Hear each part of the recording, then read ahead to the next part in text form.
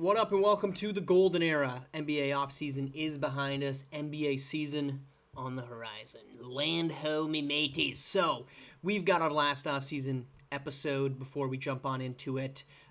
We're going to talk about what are the season storylines, what's going on in Golden State. Big, influential summer, impactful summer for the Golden State Warriors. So let's start there. Big season ahead in which the first time since 2021 they will not have Jonathan Kuminga on the roster. Damian Pack in, Kuminga out. How does that work? What does that look like? They got a little bit better with depth, adding Jonte Taylor, which I think was a pretty good addition to this roster.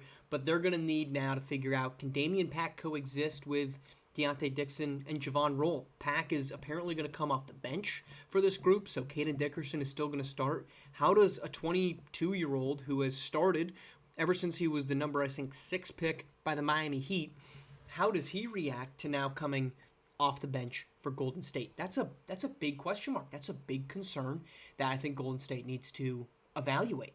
Secondarily, though, there's going to be a little bit of a roster and a spacing crunch, right? Chris Adams, the Warriors head coach, has always kind of shied away from starting multiple non-shooters. So that's why you're going to have Damian Pack come off the bench. But how do you play him with Russell Kingston? How do you play him with Dele Bagley? Does Branko Todorovic find his way into the rotation? There's a lot of question marks. This is a Warriors team that has a lot of specialists. Dele Bagley, great defensive point guard, can't shoot, save his life. Jalen House, great three-point shooter, can't defend pretty much anything if it's got a pulse. Branko Todorovic, great playmaker with the ball, not great defender, not a great shooter. Zayden Tavares, their second-round pick, really, really good perimeter defender, but that's pretty much all he's got. So you've got a lot of these specialists all built around Javon Roll and Deontay Dixon. First year post-Kuminga, how does it play out? It's going to be interesting to see because I don't think Golden State now is a top team in the Western Conference. I think Phoenix got better. Seattle was really good. Houston is on the up and coming. Oklahoma City should be good again. Minnesota has the reigning MVP.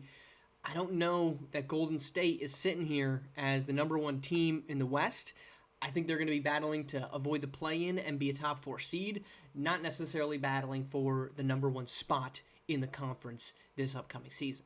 Storyline number 2 to watch, the Boston Celtics. What is this team going to look like? They have an awesome starting 5. Jalen Justice, Tyrell Kemp, Jay Kingston, Amari Swift, Xavier Carter. Maybe the best starting 5 in the NBA. What do they not have? Pretty much anything off the bench, honestly.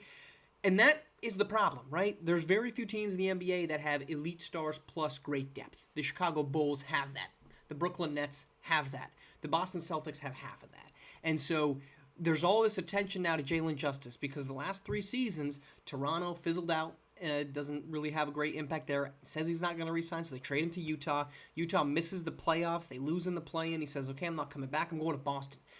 What's the ramifications here if the Celtics don't have a good season? They just won 54 games. They've been a really good basketball team with Amari Swift, but they haven't been able to get over the hump.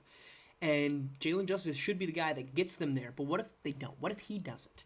Is there ramifications of this? Is this a disappointment? It's a 3-year deal with a 4th-year player option for Jalen Justice. This team should be really good, which means they've got high expectations. And the question is, how good do they get? Or what happens if they don't reach that height and they struggle? What happens then? To that point, the Chicago Bulls, 3-1 lead in the NBA Finals. They blow it, they lose in 7. They had a 3-1 lead against the Milwaukee Bucks in the conference semifinals, a 3-1 lead against the Brooklyn Nets in the conference finals. They need to figure out how to close. And they now have tasted, they have seen the champagne ready for them. Can they respond? This is a really, really good basketball team. But that window of not being super expensive, and this is an ownership group that has not traditionally wanted to pay a lot of money for their basketball team on the luxury tax. What happens if this is the last run of it, right? You decide to draft Luis Alvarez last season. That's a fine pick if you think that he's going to be a starting 4 but not a superstar. And I'm not saying this team is full of superstars, but they got 2 of them. Javon Stokes and Dakota Motley and Kevontae Kennard at the 5 is pretty good. But when does the clock stop ticking on this team and that luxury tax interest? Because they're there right now. They're in the luxury tax. But what happens if they don't win a championship? It feels very much like now's the time for them to win a championship and then kind of evaluate who are we going to retain, who are we going to let walk, because there's a lot of talent on that roster. It'd be hard-pressed to see a way that they retain every single one of them with the demands that a guy like Aaron Larson, Kyrie Law could get on the open market. They already lost Ibrahim Folk, who was their backup 4-5 last season. He's out there. I think it's now in Seattle. So you've already lost one of those guys that was a difference maker because of the payment, because of the luxury tax. This feels like kind of we're going to start paying attention to how expensive this team gets. Not only the fact that can they even get it done in the NBA playoffs. Orlando and Miami, they both make pretty big deals in the Eastern Conference. They add Jair Dooling in Orlando via trade, 4 first-round picks to get him 2 pick swaps, 2 unprotecteds, and then Jonathan Kuminga to Miami. Does it make them better? Are either of those teams going to be championship teams now that they've got a new forward in the mix? I don't know that they're as good as Brooklyn, Boston, and Chicago. I don't know that they're as good as Indiana, Milwaukee, and Charlotte. Those are the top 6 teams from a year ago. You were the 7 and 8 teams a year ago yourself. Are you going to be better than that? I don't know. I don't know what the answer is to that because, yes, both forwards give them a little bit better options on the perimeter. But neither of them is a superstar. Jonathan Kuminga used to be.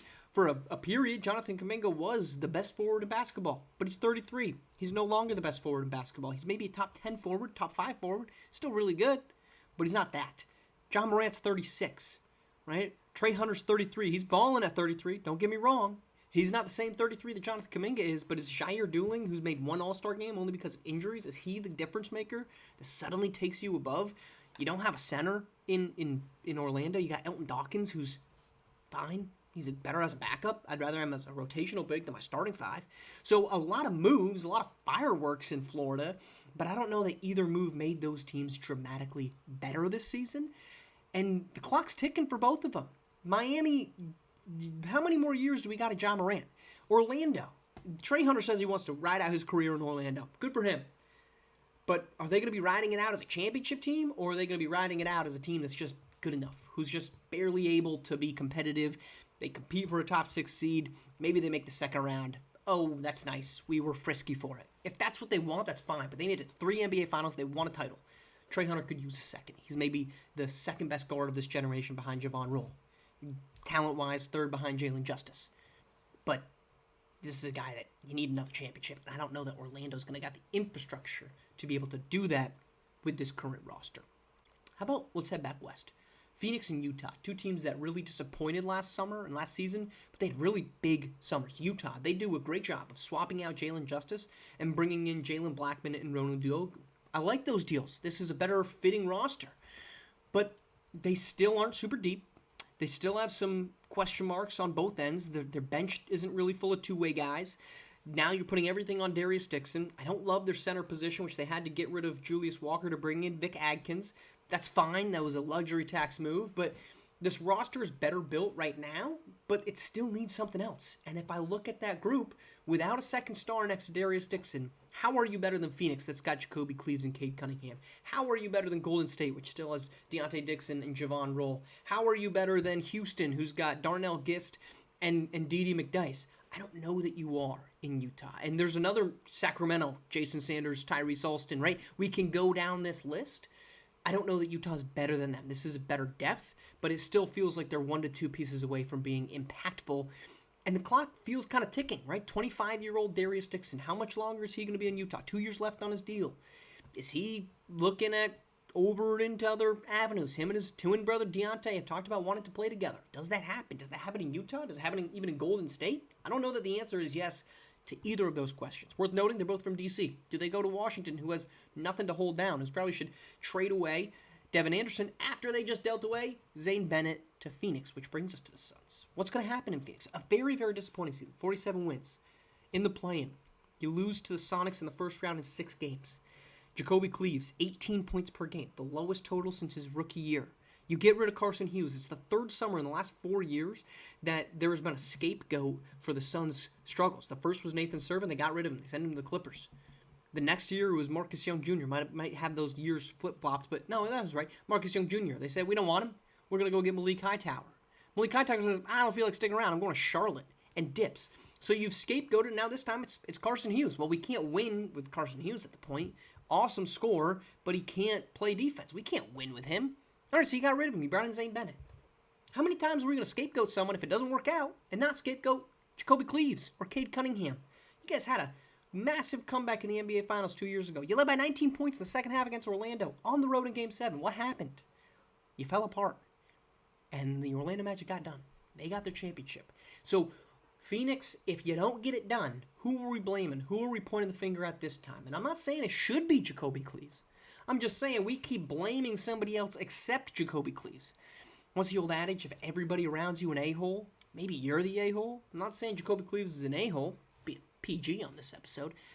But if things aren't working out and you keep moving all the other deck chairs, maybe the leak is there on this Titanic boat.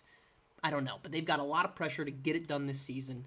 Those are the big things I'm watching because all those teams made big moves in the offseason after disappointing finishes a year ago or a desire to make a step up.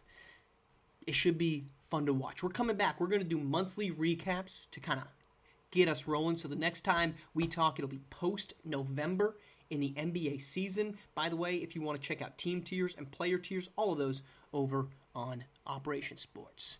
Appreciate you tuning in. Talk to you next time.